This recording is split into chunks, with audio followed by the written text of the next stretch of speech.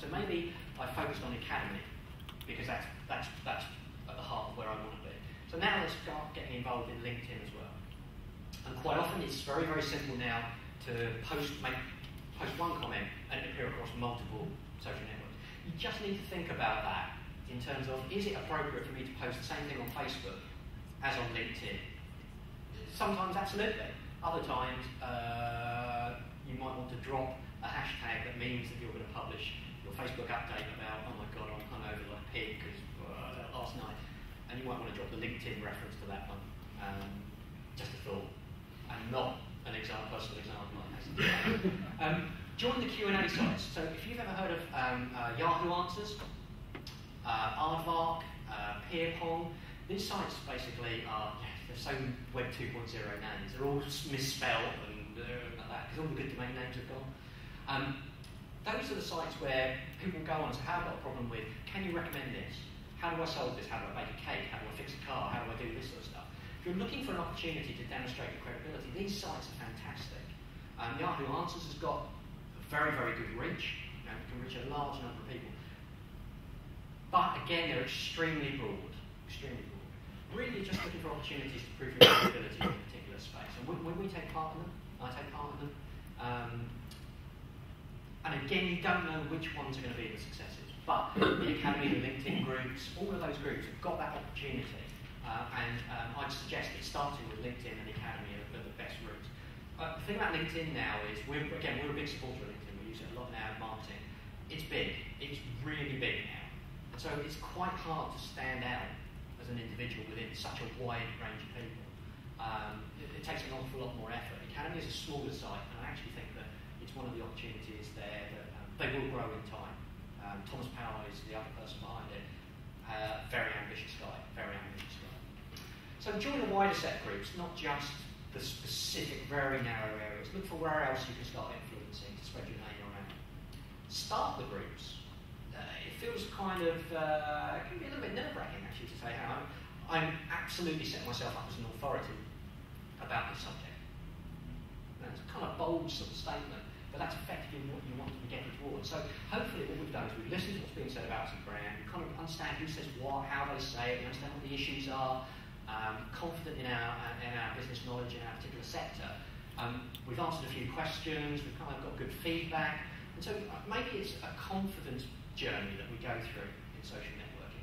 At the point at which we say, yeah, actually people are responding to what I say, they're giving me good feedback, now's the time to just ratchet it up a little bit and start the groups. A number of these social networks will let you upgrade your membership. So usually it's free to join, and now this is true for Academy and for LinkedIn. There are other features and benefits you can start getting from them if you pay them £10 a month. So 120 quid a month for probably LinkedIn or something of that nature. £10 for a year. Gets you access to a whole range of SEO tools, search engine optimization tools that really can pay dividends. So by now, you've got to the point where you've decided if these networks are right for you. So therefore the investment is kind of already proven itself. Start increasing your frequency of posts, and then that starts building up your credibility. So we're doing this slowly, gently, because I guarantee you, if you rush into this stuff in a flurry of excitement over a weekend, without taking time to think about what you're going to do, suddenly it's 6 months since you last posted anything. And the information superhighway is a very unforgiving beast. You know, frankly, 6 months is an eternity. I think I've got about 2 or 3 more slides left, so we'll have time for questions. Can people read this? I don't know. I'm sorry, Captain, but we have a bit of a problem with one of the passengers. Oh boy, how many Twitter followers does he have? Which is, the credit is on there. I definitely can't draw like that. One of the things we've experienced is as you bring more people into these conversations, unfortunately, you do need a set of guidelines or principles that help people understand how they behave in this sort of space. You're looking to define what we say and how we say it. I mean, for someone like Sage, we have brand guidelines. You know, we've got a book of brand guidelines about how we behave. If you're a smaller business, it's much more fluid than that. I'm not expecting people to have defined brand guidelines. But you know who you are as people. You know how you want to be perceived. And as soon as you start asking whether it's people within your business, whether you're fortunate enough to have the budgets to employ an external agency, starting to define those guidelines are really, really crucial. You need an exit strategy. How do I define that I'm not going to win this conversation? That I've done everything humanly possible. And we have some of those conversations where it's clear that actually at the end, the participant doesn't want resolution of this. Actually, it's the anger. Describing myself as EasyJet, actually. It's the anger that fuels them. They like being, they like being aggressive about it. You recognise that you just have to step back. And I think one of the things that we're starting to understand is this is fantastic insight that people pay a fortune for in focus groups. It's not just about us, me, Kath, you and Emma and my team, keeping that information to ourselves. It's how do we get it through to the marketing guys in the division? How do we get it through to R&D? How do we get it through to the salespeople, the customer service people? How do we get it through to the receptionists? How do we just help people understand what's being said and why? So it's great to collect all this information. I think we're all probably guilty of it. We all collect data and then just do nothing with it. Okay, I've got 5,000 people on my database. Turning that information into business insights is of real value for social media. It wouldn't be right not to talk about mobile. Oh my God, mobile is the future of social media.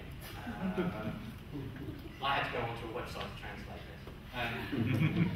Because mobile is social, I tried to get some stats about what percentage of social updates are managed by mobile, but no one knows at the moment, or no one's collated that information. There's no question that mobile, as far as social media, is social media. Because it's a device with us all the time. I was fortunate enough to go to a talk by some social media gurus, and a guy called Charlie. How cool is Charlie, or something like that? He's a YouTube. He's about 80. He's a YouTube phenomenon, and amongst teenage girls. So strangely enough, I hadn't come across his channel on YouTube. And he came on with his iPhone and was just sort of talking to all of us and explaining how he picked up on social media and stuff like that. And I thought, geez, these guys can't put the mobile phone down, not even to address 200 people. He had his speech on his mobile phone. That was where he was putting his notes. And I was going, I never even thought about using my iPhone to have my notes. So I've renewed my wedding vows recently. I had my speech on my iPhone. My idea. But the expectation is such that for kids, the mobile phone is how they interact.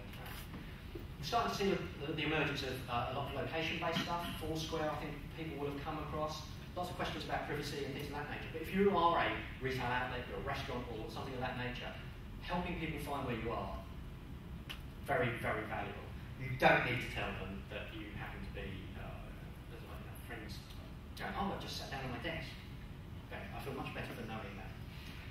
Barcodes are really, really starting to prove popular. In terms of making this stuff trackable, barcodes are really how you convert mobile social media into, well, actually, I know what influenced you to come into my store to buy that particular product. And again, it's the technology that has done this. It's the smartphones.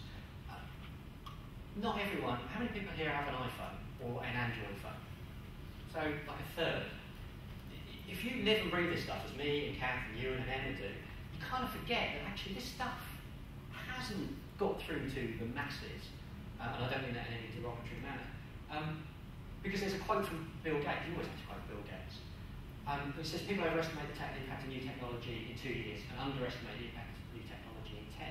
So basically, everyone's going, oh my God, social media, social media, social media, and they haven't got their pay-per-click advertising right. So don't panic about this stuff. If you're not doing it, there are simple steps that you can take. It's only going to get bigger, but it's still got way, way to go.